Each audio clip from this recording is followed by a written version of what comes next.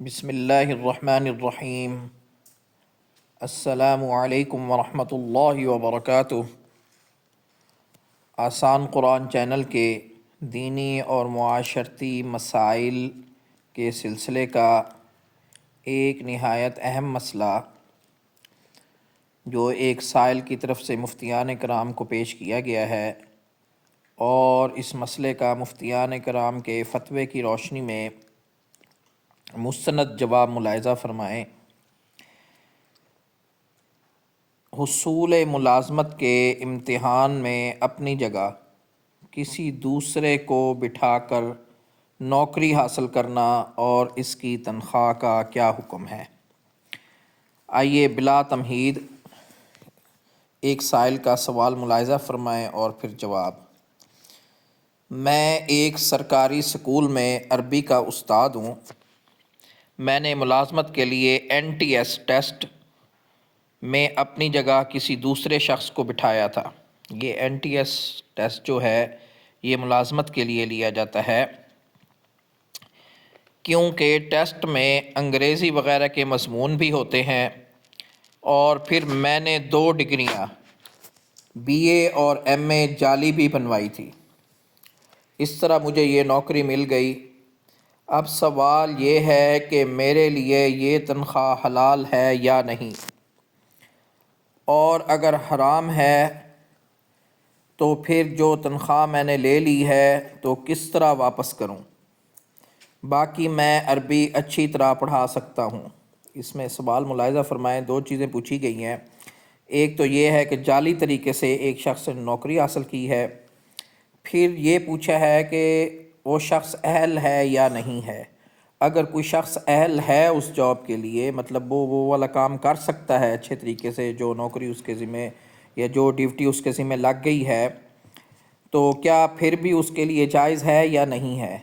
اور پھر دوسرا شخص ایسا ہے کہ وہ اس ذمہ داری کو صحیح طریقے سے سر انجام نہیں دے سکتا، تو کیا اس کے لیے بھی کوئی گنجائش ہے یا نہیں ہے؟ آئیے جواب ملاحظہ فرمائیں۔ ملازمت کے امتحانات میں اپنی جگہ کسی دوسرے کو بھیجنا جھوٹ، خیانت، دھوکہ دہی، فریب اور حقداروں کی حق تلفی جیسے گناہوں پر مشتمل ہونے کی وجہ سے ناجائز ہے۔ نیز جعلی سند بنوانا بھی مذکورہ مفاسد پر مشتمل ہونے کی وجہ سے ناجائز ہے۔ جیسے BA اور MA کی ڈگریاں اس سائل نے جو ہے وہ جعلی بنوائی ہیں، تو یہ اس کا جواب ہے۔ لہٰذا امتحان میں اپنی جگہ کسی ماہر آدمی کو بھیجنا اور جعلی اسناد دکھا کر ملازمت حاصل کرنا شرعاً جائز نہیں ہے۔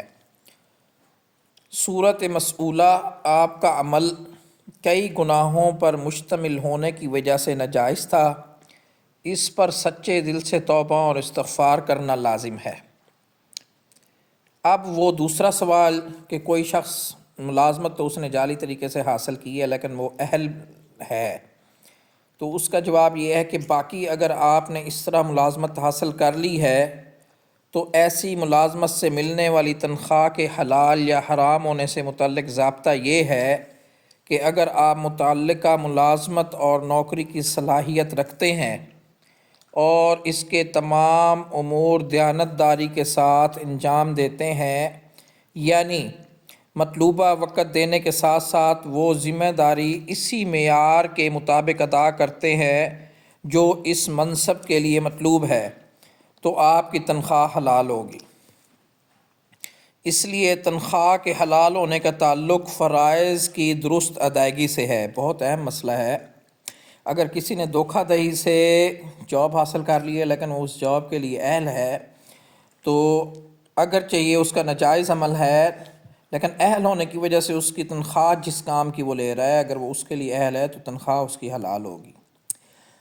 اور اگر آپ پورا وقت نہیں دیتے یا مطلوبہ معیار کے مطابق پڑھانے کی صلاحیت نہیں رکھتے تو تنخواہ حلال نہیں ہوگی۔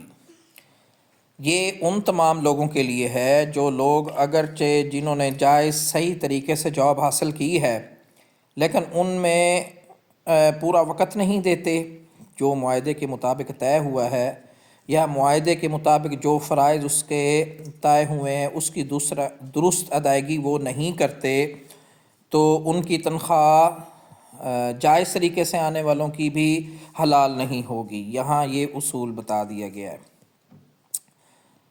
نوٹ ملحوظ رہے کہ جعل سازی ظاہر ہونے کی صورت میں متعلقہ محکمہ شرعی حدود میں رہ کر انضباطی کارروائی میں حق بجانب ہوگا، یعنی کہ محکمہ اگر اس کے شخص کے خلاف کارروائی کرتا ہے تو اس کو بھی شرعی حدود میں رہنا ہوگا۔